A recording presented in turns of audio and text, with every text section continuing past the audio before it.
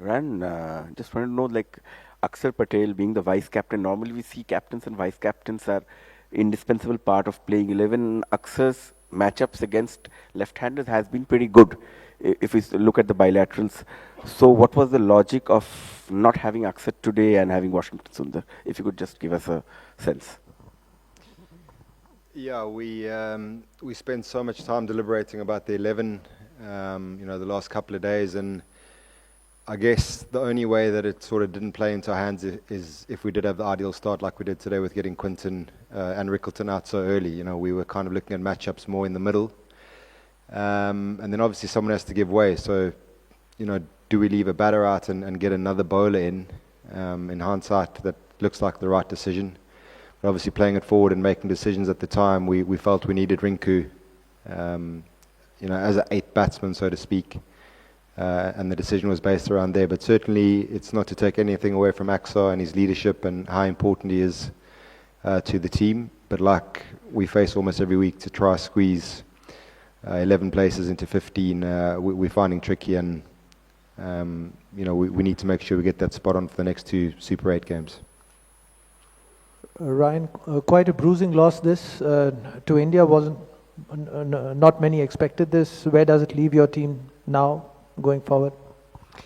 Very disappointed in the performance. But when you set out to win a World Cup, don't expect someone to come deliver the World Cup to you on halfway through the competition. So we understand we've made a lot of mistakes tonight.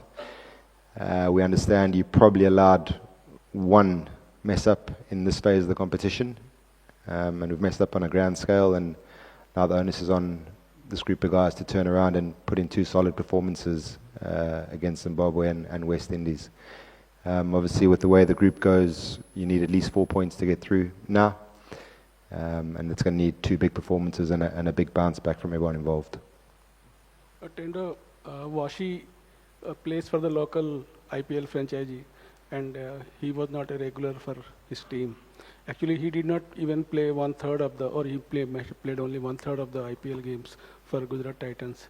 In that context, how do you analyze the Washington selection, or you won't consider IPL performance or as any reckoner? I don't think that's necessarily relevant. You've got to look up the makeup of his IPL team. We know what Washi's done while he's been with the Indian team, and we judge him on that. And a big part of the strategy today was how well he bowled in the T20 when he bowled in the power play, and that was obviously a big part of the strategy today, going with 3 out-and-out bowlers plus Washi, and two guys making up the fifth bowler. Winning that power play was going to be super important, and we more envisaged him bowling 2 overs in the power play, not knowing that they were going to be 30 for 3. And then obviously it gives you the luxury of slotting somewhere in the order with the bat as well. So on balance, that was the decision, and given the fact that we thought the majority of the threat was going to come from the left-handers, and like I said, we wanted to play the extra batters, so it left us with one choice between Washington and Axar, and today we chose to go with Washi. Tendo, hi. When this team was being put to defend the World Cup, there's obviously a lot of emphasis on left-handers, a lot of emphasis on left-handers up top. Today, 3 left-handers, all of them dismissed in the power play. Again, South Africa opening with an off-spinner. Will this team management and leadership group have a talk about bringing back somebody like a Sanju Samson just to break that top? Yeah, of course we have. And look, in the 5 outings we've had now, 4 teams have opened with part-time off-spin, and it's got a wicket every time, apart from the USA game where we lost Abby without score in any case. So, to start every innings 0 for 1, I think it's literally been 0 or a couple of runs for 1 every time, is obviously putting pressure on the link players. Tilak and Sky, their role is to link up with the guys at the back end, and it hasn't gone that way. And look, there's a lot of inexperience in the team, and you want a settled team. These guys have done it all before. They're all fantastic players. So, do you stick or twist? Do you stick with the guys who we feel have performed really well over the last 18 months and who are maybe shy of a few runs now? Or do we twist and bring Sanju, who's also a fantastic player and obviously helps with tactically with having a right-hander at the top of the order? And I'm sure that'll be a talking point over the next few days going into these two very important games. Ryan, we didn't get to see much of Abhishek in the first 4 games, first 3 matches that he batted, but he did bat today, and it looked like he was desperate for just the hacking at the ball, and there seems to be an obvious problem there, and with Rinku, who's also not doing much down the order. So how much of a concern is that you don't have too many backup batting options, specialist batting options in the side? It is a concern. The bulk of the runs are coming from the... Surya's been obviously very good, and obviously Shivan's been very good. And like I say, you've got 4 quality players there who haven't delivered so far in this, or up to this point in the competition. I certainly won't make excuses for Abby or Tilak. They don't need excuses made for them. But I think Abby's preparation coming into the World Cup with the food poisoning that he had at one stage has obviously hampered his progress in terms of where we want him to be at this phase. You want him to be up and running and sort of confident in his swing and confident in his game plan. And, when you score 3 zeros, that is going to start weighing on you. I saw some really good signs on Friday night in the net. I think I mentioned it in the presser then. But he looks a little bit short, and, our job as the coaching staff is to pull that right. We've got 4 days to do that.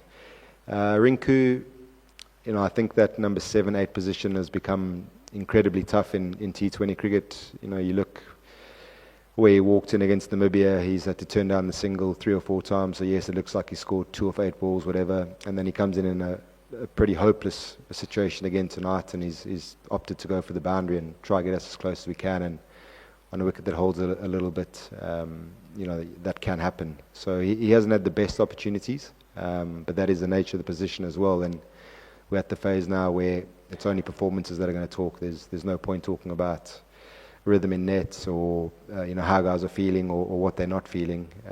It's time to pull our sleeves up and get performances out of all the players. And like I just said there, that's the challenge for the staff along with the players now, to regroup and put in a big effort leading up to the next game against Zimbabwe. Right. Just an extension of this Akshar and the Washington thing. How difficult is it to leave out a vice captain? You left out Shubman Gill. Obviously, you took a hard call here. You're telling your vice captains you're not good enough tactically or technically to play in big games, especially when Akshar has done well against this team in a World Cup final, batting at number 5, and telling him that Washington Sundar, who has not been established as a T20 batter, can do a better job at 5. How big a call was that? I don't think it's as straightforward as that. Like I alluded to earlier, in our analysis, we thought the biggest threat was going to come from Quinton and Ryan Rickleton and David Miller. And when you can only choose one of the two, we thought someone who can bowl in the power play, like I mentioned, or Aksa obviously occasionally bowls in the power play, but we feel we've got Washi to a point where he's found a way of being effective in the power play. And he obviously didn't bowl in the power play tonight, so it looks like we've purely gone on who's going to bowl through the middle, in which case you would choose Aksa. But the strategy was around that. And I think in a tournament like this, you want or you expect all players to understand that with the best intentions, we're trying to pick the best 11 to win the game. And I hope Aksa takes in the same spirit as well. Yeah, again, I think if either of them had played it, it would have been the same role. If we're a couple down, we've tended to use those guys as a sort of standard operating procedure where you try extend the link before you get to Hardek and Shivam. And if Aksa had played in that team today, he would have walked in the same position at whatever we were, 20 for 3. Ryan, when Team India gets back to the drawing board, what are the 3 big areas that you will look into right now? Why does it have to be 3? Look, I've sort of banged the drum about it, but I think the biggest challenge to us is finding a way to play on wickets that are not typical to what we're playing on. And again tonight, to have that strangle on South Africa at 30 for 3, whatever they were, and then to sort of adopt a defensive bowling strategy. Again, I thought that was a missed trick where you sum up the conditions and you say, look, if you bang length on this pitch, it's pretty hard to score. And same with the bat. There was obviously a bit of hold in the wicket, and when you lose Ishan in the first over and you've got 3 quality seamers like they do, I think again it needs a little bit of assessment and application. And it's a fine line between pulling the reins and stopping guys from playing the way they play.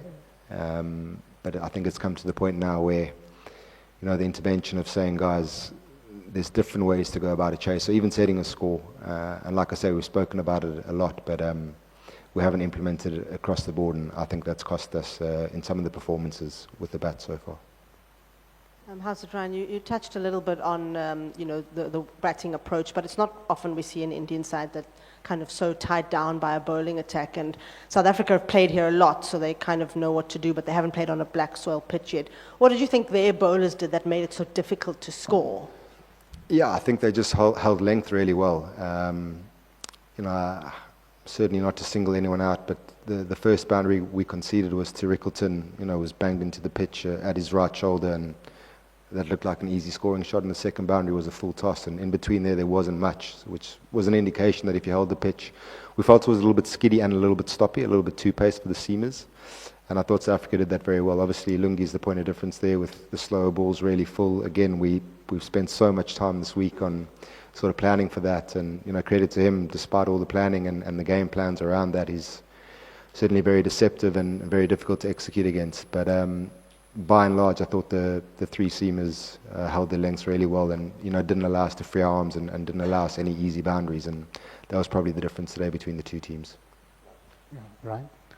India have had two top order collapses against USA and against South Africa today. And also you touched upon how India has been losing 1 wicket in the very first over in 3 games.